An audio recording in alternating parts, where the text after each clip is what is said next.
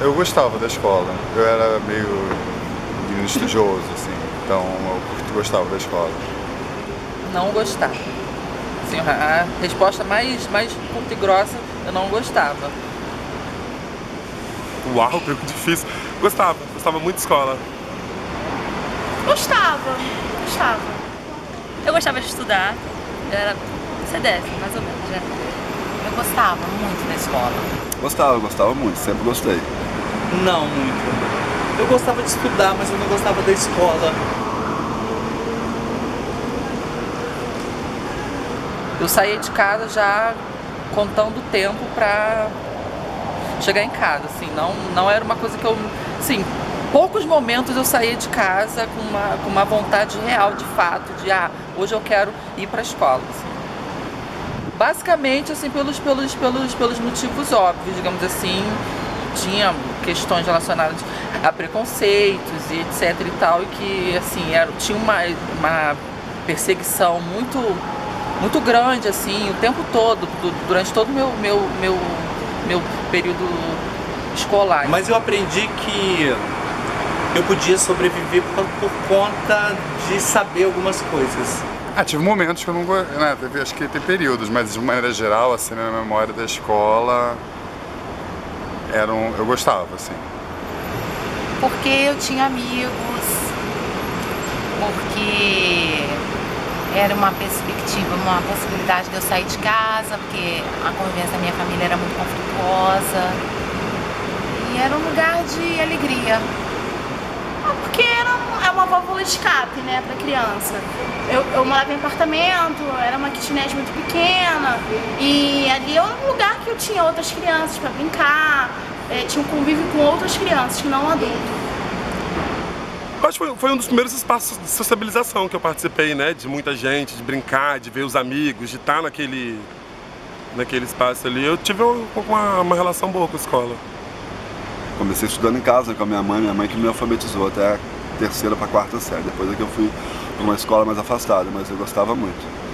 Porque eu nasci no interior, lá no interiorzão de Minas, e a minha mãe é professora, foi professora por mais de 40 anos, e nós tínhamos uma escola no quintal da minha casa, então era muito conveniente, prático, eu acordava e andava 50 metros, já estava na escola, foi maravilhoso. Pode parecer uma coisa boba, mas quando a gente é criança e está entrando na adolescência, a gente tem muita vergonha de tudo, principalmente do corpo, dos formatos que o corpo vai tomando, né? Eu sempre tive tendência a engordar, eu nunca fui uma pessoa magra e meus maiores medos, assim, os meus maiores temores na escola eram nos dias de aula de educação física, porque a escola era muita matéria que não tinha, que eu não gostava, muita coisa que... Então eu aprendi assim, a escola que tinha muita disciplina mesmo. Aos meninos era dada a oportunidade de usar calção comum, tinha um uniforme, a camisa era branca, o calção era azul, mas as meninas tinham que usar um short chamado bombacho. Era tipo uma calcinha muito grande, tinha umas listras do lado. Antes eu acho que tava vivendo tanta coisa ao mesmo tempo, me descobrindo, que passava. Eu não dava tanta atenção. Eu me sentia muito exposta, sabe? Porque as pernas ficavam muito de fora, minhas pernas eram muito gordas. E o short era muito justo, era de elanca. A camisa não era grande o suficiente para cobrir. O uniforme é uma coisa que marca muito, né? Tanto o corpo quanto porque marca o corpo e marca o gênero, né? Porque você é um uniforme de menino e de menina e essa menina ela tinha ela designado para ela seria o uniforme o masculino e ela queria usar o feminino. Então toda aula de educação física eu tinha verdadeiro pavor, porque separava meninos e meninas e os meninos ficavam sentados, rindo da gente, olhando. Acho que os meninos já achavam que eram donos do corpo das mulheres, então eles poderiam falar o que queriam, poderiam fazer o que queriam, então tinha muito aquela coisa tipo, nossa, que bundão, nossa, que não sei o quê. Me fazia ter vergonha do meu corpo, assim, sabe? Que é uma coisa que eu trago comigo até hoje, assim. Isso incomodava, claro, né? E a gente ficava sem graça, mas deixava. É incrível como a gente deixa as coisas passarem como se fosse normal, né? Isso não é normal, isso não tá certo. E aí passa, né? É estranho pensar nisso agora, realmente. É claro que, sabe, todo mundo passa pelas coisas, mas assim, essa minha lembrança vem sempre à minha mente. Eu poderia ter seguido carreira no esporte, porque eu sempre gostei muito. De alguma forma ela foi criando a maneira dela de ir aos poucos mudando esse uniforme dela. Ela pegava uma calça que a princípio seria mais larga e aos poucos ela ia apertando aquela calça, né? Essa questão das meninas usarem esse tipo de shorts, os meninos ficarem rindo, assoviando, caçoando, eu levei até para a universidade. Cheguei na universidade, eu pedi dispensa de atividade física, educação física, sabe? A cada semana, se ela estava usando uma calça 42, na outra semana ela vestia uma 40, uma 38 e ia até mais ou menos chegar do jeito que ela achava que tinha ficado bom para ela. Eu levei isso comigo porque aquela cena da minha infância, da minha adolescência sempre voltavam na minha cabeça. Desde a divisão da brincadeira da professora de educação física, meninos contra meninas, meninos vão jogar futebol, as meninas vão dançar. Aí, por exemplo, eu queria dançar uma coreografia da Daniela Mercury, por exemplo, eu tive que largar porque eu não aguentei a zoação dos colegas da sala. E eu sou de uma época que se cantava hino, e eu tinha uma voz muito aguda, tipo de soprano, de ópera, e eu sempre era chamado para cantar os hinos, tipo Amor Febril pelo Brasil. Ah, aquele lá é mais afeminado do que eu, então vamos pegar ele pra Cristo, a gente sai de fora dessa relação, né? E tinha uma oração de São Francisco de Assis, que eu era obrigada a cantar, e no final eu tinha que subir uma oitava, que significa cantar com a voz muito mais aguda. E se eu não fizesse aquilo, eu era punido pela professora. Era uma época de regime militar, era muito complicado você desafiar autoridades. Essa questão de eu ter quando eu era criança, ter uma voz muito aguda, me remetia à questão do feminino. Todo grupo tem aquela coisa do menino que gosta do futebol, do menino que não gosta de futebol. E aí, geralmente, os meninos que não gostam de futebol, se eles também não gostam de videogame ou de outras coisas consideradas masculinas, é o menino gayzinho, né? Então, por conta disso, eu era sempre chamado a fazer parte de coral, coisas assim, ou se não fazer alguns solos. Mas isso também me levava a alguma chacota por conta dos alunos que era a voz de Mariquinha, porque tinha um registro vocal, um timbre muito agudo. E aí eu tinha duas relações, porque eu sempre fui muito grande, e eu nunca tive a voz afinada. Eu tinha um menino na sala que ele tinha a voz afinada, ele era pequenininho. Então eu tinha uma relação de tamanho que aí eu me privilegiava dessa relação também, de dizer assim, olha lá o afeminadinho, olha lá o frescurinho, né? Porque bem ou mal, assim, é engraçado isso, né? Porque por mais que eu ainda também não tivesse essa noção de que há várias nuances de ser gay, há várias formas de ser gay, não necessariamente todas elas se passam pelo mesmo ponto, eu sempre fui o cara descolado de trocar ideia com os meninos, de conversar com os meninos, de ter muita amizade. Eu sempre fui meio malandro.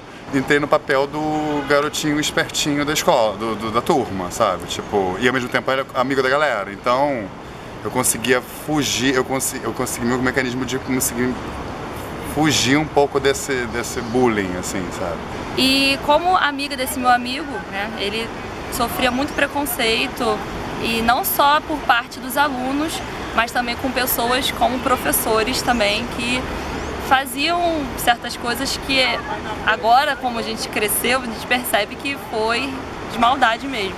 É o seguinte, na escola eu sempre fui mais sensível, digamos, né? Teve uma vez que esse meu amigo, ele é muito inteligente. E aí ele tirava muitas notas boas. E eu acho que isso batia de frente com o que as pessoas esperavam dele. Ficava meio no papel nerd assexuado, sabe? Tipo, já que nem me sacaneava, então eu fazia um papel tipo, eu sou inteligente, mas não pego ninguém porque porque sou nerd. Dar aula, por exemplo, de você não negar que você é gay, de você deixar nítido que você é gay. Então, quer dizer, você deixar nítido suas raízes africanas, você deixar nítido outras relações de mulheres, por exemplo, que vão usar outros tipos de roupa, ou mais masculinizados ou menos masculinizados. E aí você mostrar, mesmo que você não faça aquele discurso, vamos respeitar as diferenças, vamos ter tolerância, que é um discurso péssimo, mas você já mostra na prática ali que existe um mundo depois de se assumir gay, assim. Então isso eu acho muito importante. E aí, nessa vez, essa professora de português pediu para ele conjugar o verbo dar. E essa parte, assim, foi realmente gritante, assim. A gente ficava com raiva, porque era meu amigo, mas os outros debochavam. E incompreensível como é que uma professora poderia fazer uma coisa dessa, né? Cara, essa é uma super questão. Para que serve a escola? Pra que serve a escola? Pode pensar?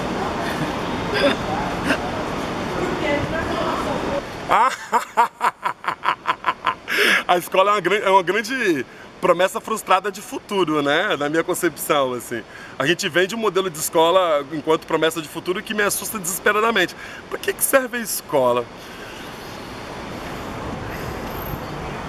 É porque, enfim, eu tenho algumas ideias, mas eu já li tanta coisa, e aí...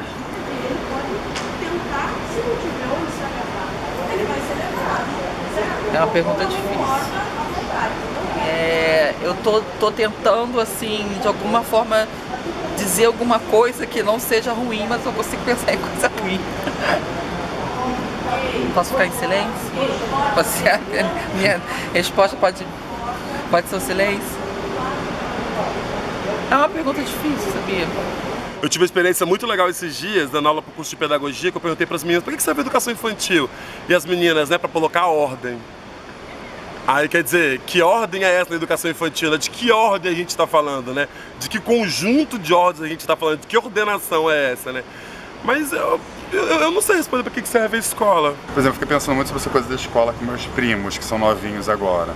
E aí, por exemplo, eu vejo que uma prima minha, que ela está numa escola que tem uma diferença social muito grande, que é o Pedro II, que tem gente pobre, gente rica, não sei o quê.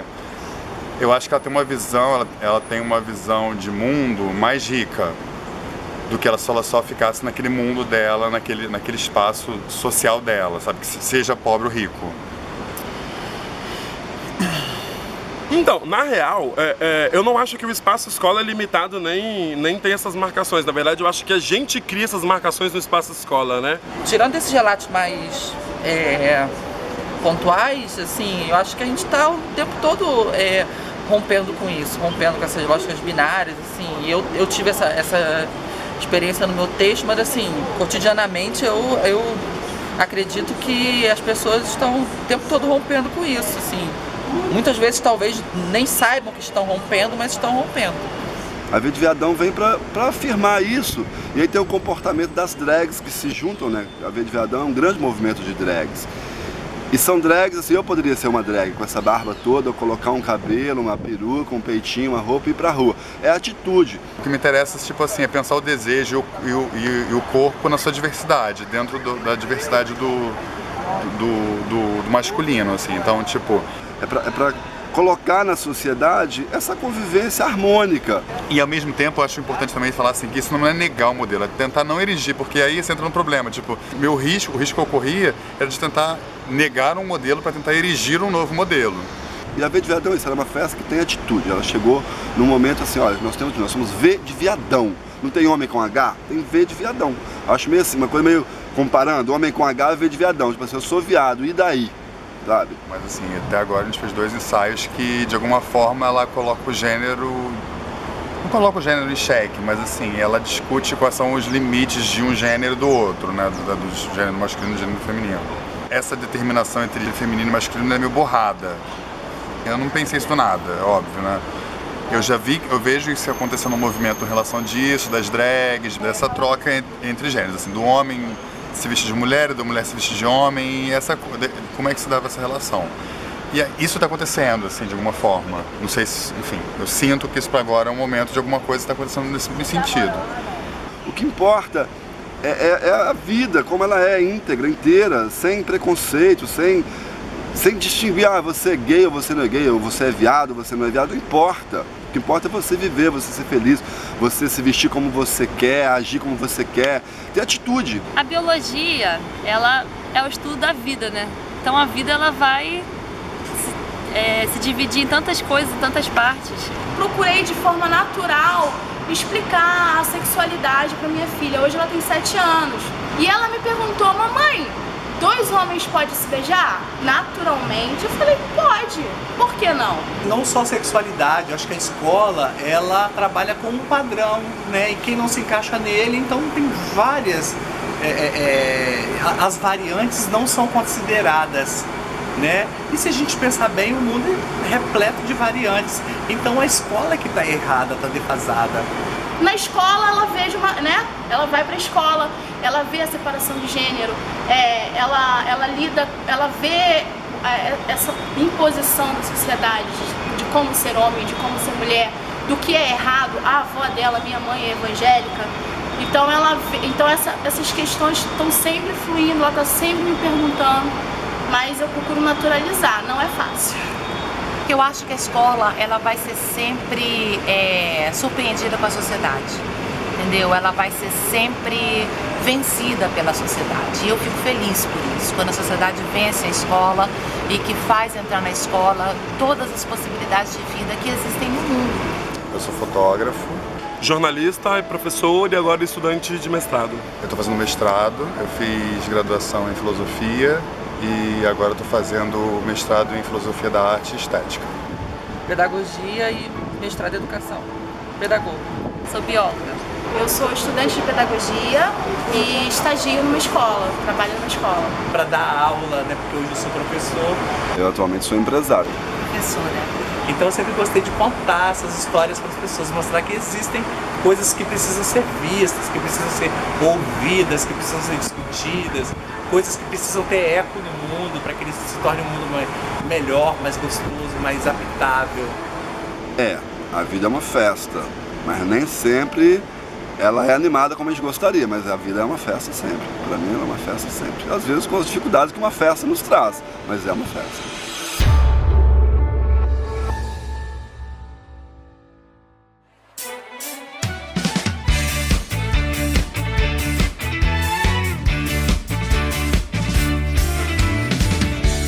Ainda vai levar um tempo pra fechar o que feriu dentro. Natural que seja assim, tanto pra você quanto pra mim.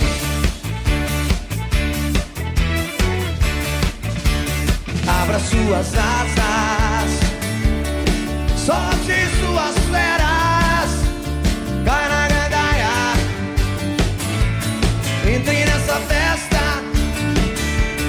Leve com você nos seus sonhos mais loucos. Quero ver seu corpo indo leve e solto. E a gente às vezes sente, sofre e dança sem querer dançar. Na nossa festa